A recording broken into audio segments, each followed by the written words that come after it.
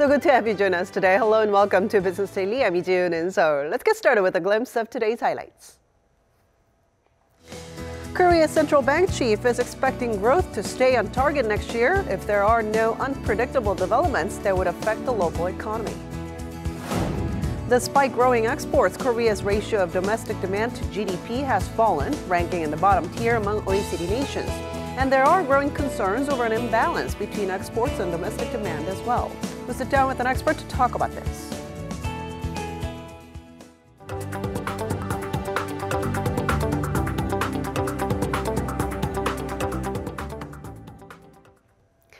Korea's central bank chief says if there are no surprises, the local economy is expected to maintain its growth momentum through next year on the back of robust exports. Our Kim Taewon starts us off.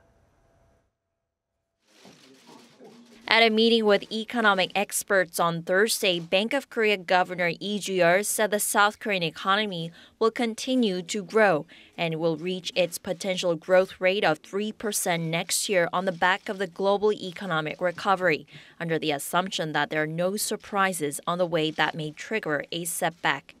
This comes as the governor looked back on 2017, which was riddled with uncertainties, including the impeachment of President Park Geun-hye, increased trade protectionist measures, and nuclear and missile provocations from North Korea. Despite these hardships, the local economy has managed to keep its growth rate in the 3% range this year, mainly due to companies' efforts to achieve high levels of exports. He said Korean exports grew at the fastest pace among any of the 10 major exporting countries during the first 9 months this year. Its trade volume exceeded $1 trillion for the first time in 3 years. And the volume of Korean exports is expected to increase for the 14th consecutive month in December, as data from the Korea Customs Service shows it grew more than 16% during the first 20 days of this month compared to the previous year, to reach $31.5 billion for the month, mainly due to semiconductor exports. We're forecasting a more pessimistic growth outlook for the local economy next year at 2.8%, slightly lower than the BOK's projection.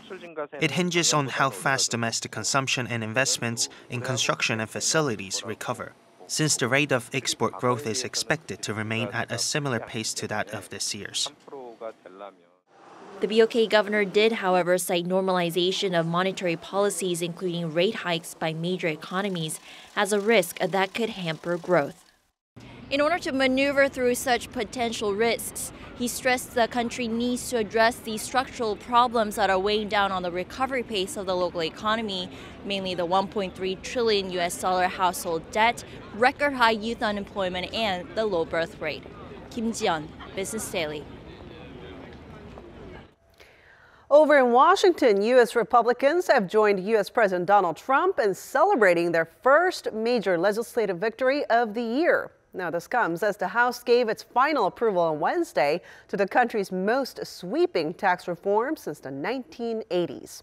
Here's our Lee Joo-young with more. President Trump has finally got his first big win in Congress after a year of GOP infighting and political stumbles. The largest tax reform bill since 1986 now heads to Trump's desk to be signed into law at a later date for technical reasons. But before that, he joined his fellow Republicans to celebrate outside the White House. He said the $1.5 trillion package will create jobs and boost the economy, and also left room to say his trademark statement. We are going to bring at least $4 trillion back into this country, money that was frozen overseas and in parts and worlds, and some of them don't even like us, and they had the money. Well, they're not going to have the money long. And so it's really, I guess it's very simple when you think you haven't heard this expression, but we are making America great again. You haven't heard that, have you? But Democrats call the legislation a boon to the rich. The president does very well under this bill. Most of his cabinet does very well under this bill. Large percentage of his contributors do very well under this bill. Yes, the president is part of the top 1%, and the bill is aimed to help the top 1%. The president himself, while praising the bill, cited the deep cut in the corporate tax rate from 35 to 21% as probably the biggest factor in our plan. American individuals making less than $75,000 a year will get temporary tax cuts, but after the year 2027 may see the rate increase. Democrats also argue that the tax reform plan will blow up national debt. House Speaker Paul Ryan said the GOP is willing to risk running up deficits with the aim of getting a higher annual economic growth rate.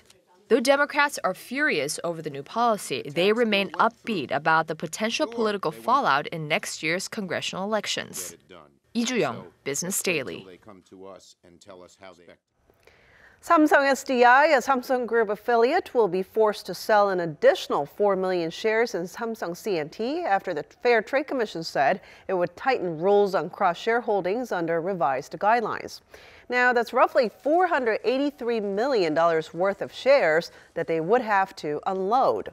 At the time of the 2015 merger of JL Industries and Samsung C&T, the antitrust agency ordered Samsung SDI to sell a 2.6% stake, or 5 million shares, in the merged entity. The corporate regulator says Samsung SDI will be given a 6-month grace period to comply with new guidelines once they are finalized. The Norwegian Army has agreed to buy 24 K9 Thunder howitzers from Korea. The manufacturer, Hanwha Land Systems, announced a $230 million deal on Thursday. The deal also includes 6 K10 ammunition resupply vehicles to be delivered by 2020. Beating bids from Germany and France, Hanwha CEO said the system is gaining global recognition and that further sales are in the works.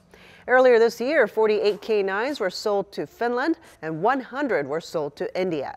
First developed in 1998, the howitzer has a maximum range of over 40 kilometers and a firing rate of 6 rounds per minute. Korea is now just weeks away from hosting its first Olympic Games in 30 years. To welcome visitors and host a Winter Games successfully, the organizing committee and others involved are working on their final preparations for the global sporting event. Our Lee Ji-won has more. With only 50 days left to go until the 2018 Pyeongchang Winter Olympics, Korea is putting on its final touches on 6.5 years worth of preparations. On Thursday, a ceremony was held to mark the launch of the Gyeonggang high-speed KTX rail line. Extending the previous route to the eastern city of Gangneung, the new line takes visitors from Seoul directly to the host cities of the 2018 Olympics in a much shorter time.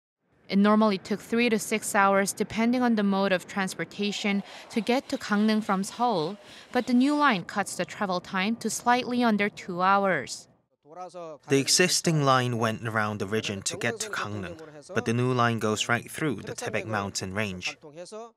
And during the Olympic season, more trains will be running, not to mention the temporary operation of trains from Incheon International Airport straight to Pyeongchang and Gangneung. The train will be officially open to the public starting Friday. Venues are also getting their final touches. Cheongsan Alpine Center, where one of the first Olympic events will be held, has completed all of its construction and tests and is now at the final stages of setting up the fences, piling artificial snow, and grooming the surface by January. Now, while the construction of the Olympic Stadium, where the opening and closing ceremonies will be held, was completed months ago, the organizing committee is making improvements in the facilities. At a concert held at the stadium last month, a number of spectators suffered from hypothermia. As fighting the cold has been one of the major concerns at next year's opening ceremony, the organizing committee will install heaters at corners and windshield. We will build a transparent wall around the inside of the stadium to block the wind from coming in without hindering the spectators' view. The committee also plans to distribute blankets, hot packs, and other winter wares to keep the spectators warm. With the hardware for the Winter Games being finalized, the organizing committee is now focused on boosting promotion and ticket sales to get one step closer to successfully hosting the country's first Olympics in 30 years. Lee Ji-won, Business Daily. With an increasing number of people borrowing money to buy homes and invest in their businesses, Korea's average household debt is on a steady rise. This is according to a joint survey conducted by Statistics Korea, the Bank of Korea, and the Financial Supervisory Service. The country's average household debt was tallied at roughly $65,000 as of the end of March this year, up 4.5% from a year earlier. Of the total, about 71% were financial loans, with the rest comprising of security deposits. While Koreans in their 40s and 50s were burdened with the most amount of debt, the highest rate of increase was seen among relatively younger Koreans in their 20s and 30s. A recent report showed that Korea's ratio of domestic demand to its GDP ranks low among major advanced and emerging markets. So what could be the reason behind this, and what problems could the growing imbalance between exports and domestic demand bring to Korea's growth? Let's take a closer look. Concerns are growing over Korea's falling domestic demand, as it could hold back the country's future economic growth. According to the National Assembly Budget Office this week, Korea's domestic demand took up 61.9% of its GDP on average between 1996 to 2015. This put Korea at 27th out of 41 countries, including 35 OECD member nations and 6 major emerging economies. Experts worry that Korea is finding it difficult to create a virtuous cycle of more investment, higher employment, and wages through increased demand. On top of this, the ratio is projected to fall even further due to the country's rapidly aging population and low birth rate. Given that Korea is highly dependent on exports for economic growth, there are growing calls to find a way in striking a balance between exports and domestic demand. And to tell us more about this, Professor Kim Taewon from Ewha Women's University joins us in the studio today. Hello, Professor. Pleasure to be here. All right, so can you first explain to us about the ratio of domestic demand to a country's GDP, and also what advanced economies have been witnessing in this regard? There are 3 components in domestic demand: households' consumption, and corporations' investment, and government expenditures. The largest one is household consumption, and the most unpredictable one is corporations' investment. What we learned from the rich countries' economic development experience is, as their income goes up, household consumption is increasing seriously, which is not happening in Korea. For the case of the United States, household consumption covers 70% of the GDP. Japanese consumption covers 60% of GDP. Germans' consumption is about 55%. But Korean household consumption is only 48% of total GDP. But then, like we heard in the report, and also you mentioned that Korea's domestic demand has been shrinking despite its growing exports and rather pretty nice global or Korean domestics recovery, economic recovery. What could be the reason behind this? From the beginning of 21st century, domestic demand is pretty much stagnated. On the other side, export is increasing at a robust increase at over 6% per year. Around 2000, the domestic demand covered almost 70% of the total GDP, but that dropped seriously down to 56% around 2010. So there was 14% drop in coverage of domestic demand in GDP. So on the other side, that means export coverage has been increased over 14%. So the imbalance has been seriously exaggerated in the last 10 years.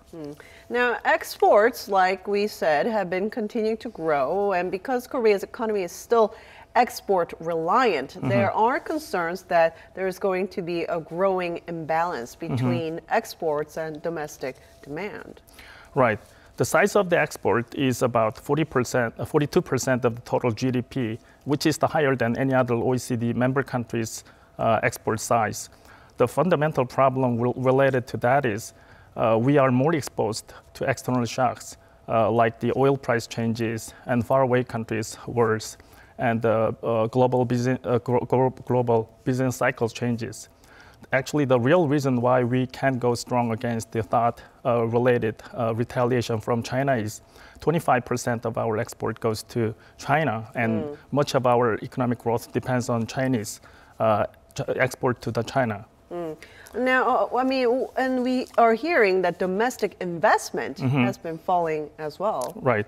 Domestic investment is very, very important for employment because when companies buy more machines and plants, they need more people to run the new machines and plants. The size of actually investment, corporate investment in GDP is 29%, which is higher than any other country compared to US, Germany, and Japan. But the problem is it is not at all increasing after 2005. So the problem of private corporations investment is not the size, but the increasing rate. So do you expect this trend in Korea to continue in the new year? Exactly. According to the recent survey from Bank of Korea and KDI, which is a think tank of the government, they are saying that the investment is increasing slowly, but not as much expected by people. Now, what could be then some of the ways to tackle this growing imbalance between exports and domestic demand? I think the perfect solution should be steady economic growth and restructuring labor market to generate more decent full-time jobs. In this respect, recent experimental policies of the government to creating more jobs in public sector should be spread out more quickly, widely to the private sector.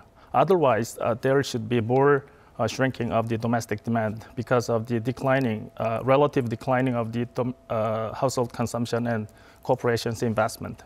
So you're saying there needs to be more structural reforms in order for us to see a virtuous cycle of rising exports as well as rising domestic demand. Exactly. All right. Thank you so much for coming in today. Thank you very much.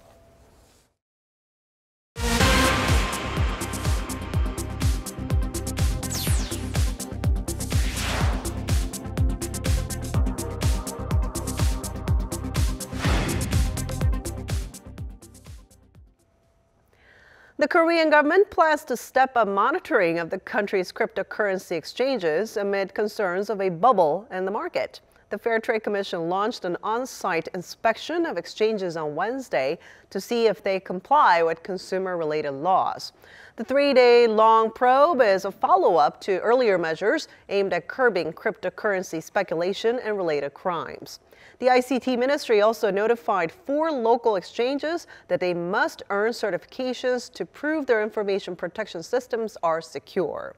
The inspection comes just a day after one exchange, Ubit, was forced to shut down after a cyber attack and declared bankruptcy following what it claimed was a deliberate heist. The strain of the avian influenza virus discovered at one of the affected farms in the country's southwestern Yeongam County has been confirmed. It's the H5N6 bird flu strain, a cross between the highly pathogenic H5N8 that spread throughout Europe in late 2016 and the less pathogenic N6 virus. The Ministry of Agriculture, Food and Rural Affairs made the announcement on Wednesday, adding that they will know by today whether the virus is highly pathogenic. They also mentioned the possibility that the virus found at the other farm, which is only 11 kilometers away, is also an identical strain. Earlier this month, quarantine officials culled some 76,000 ducks at 5 poultry farms in Jeollado province, the nation's largest duck-producing region. For those here in Korea who suffer from physical disabilities, finding a job is not so easy, but there is hope. Local governments and businesses are stepping up efforts to give such people more employment opportunities and allow them to excel in what they do. Take a look. 60-year-old Lee Young-gul began working as a taxi driver about 4 months ago. 정자동으로 가주세요. 네, 정자동이요. 정자동으로 모시겠습니다. Lee may look like an ordinary cab driver, but he has some very special circumstances. 왼쪽 무릎 밑으로 절단. My left foot was amputated, so I've been living with prosthetics. It's been 40 years since I got into a road accident. Lee Young-gul has a level 4 physical disability. After he retired, he was able to get a new job through a taxi driver training program for the disabled run by Gyeonggi-do Province and the Korea Association of Persons with Physical Disabilities. He says the long hours can be challenging, but has no other grievances regarding his new job. 즐겁게 하고 있어요. I'm enjoying what I do. My disability causes no inconvenience. My wife agrees with me. She says I'm in much better spirits these days. There are around 88 taxi drivers with physical disabilities operating in Gyeonggi-do province. Depending on their handicaps, the Korea Association of Persons with Physical Disabilities is bearing the cost to remodel their vehicles and provide driver training. There are still negative public perceptions regarding disabled drivers. People think it might not be safe and that they are at a high risk of getting into an accident. Business owners have a tendency not to hire the disabled, but things have improved a lot these days. Now we are receiving calls inquiring about more drivers. People with disabilities suffer from social prejudice and discrimination. Finding a job is one of their biggest challenges. As of December 2016, out of the 2.44 million disabled citizens in Korea, only 36% of them were employed, far lower compared to the average rate among OECD member nations. Currently, the central government requires companies to have physically disabled employees take up at least 2.9% of their workforce. That means every company with over 100 employees should hire at least 3 persons with disabilities. However, around 40 public institutions and firms in the country have yet to hire a single worker who is suffering from a disability. The penalty for violation is a maximum fine of over $1,200 for every one employee not hired. To avoid being fined, many companies create low-paying jobs or hire part-time workers. Jobs for the disabled are categorized separately and far removed from the occupations that are productive and yield social contributions. Therefore, jobs that have been created temporarily through government support yield little economic effects and can disappear once the funding is cut off. This cafe located in Ansan, Gyeonggi-do province opened in April this year. The cafe hired employees with development disabilities. 손님 주문 도와드리겠습니다. 아이스 카페 라떼랑요, 레모네이드 한 잔 주세요. Each barista is grinding coffee beans to get coffee shots, then adds heated, foamy milk with a professional touch. There are 20 baristas working on rotation in this cafe. Staff members with disabilities are in charge of making coffee, cleaning the store, and to managing inventories. I started working as a barista because it has a great future job prospect, and plus it looks cool. One day I'd like to be a famous barista. Baristas with disabilities are finding jobs through assistance from the local government and welfare center. There are 17 branches of this cafe across the country, including Seoul, Incheon and Suwon, which have hired 330 staff members so far. People with development disabilities are often ostracized after graduating from school. For them, being employed is not only a means of living, but at the same time, an opportunity for them to take part in social activities. Many people with development disabilities work in the manufacturing sector, carrying out mundane tasks. It's a type of work many people tend to avoid. I asked many of the disabled, and most of them said they wanted to be a barista, which is why I opened this cafe. When it first opened in 2012, there were some negative images because of our employees and their disabilities, but our customers have become more understanding. Now, many of them wait for their orders patiently and support our business. However, Korea still has a long way to go to provide more opportunities for the disabled, since many jobs can still only be found in the manufacturing sector.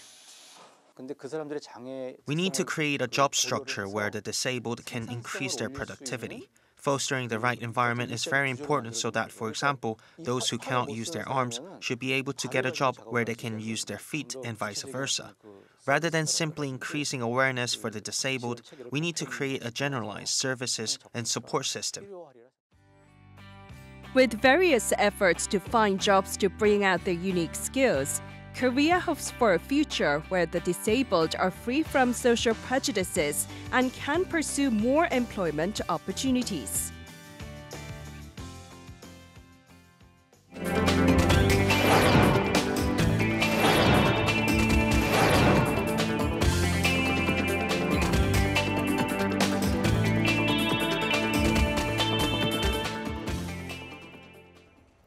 And that wraps it up for today. Thanks for watching. We'll be back tomorrow with more at the same time, same place for your Business Daily. Until then, goodbye.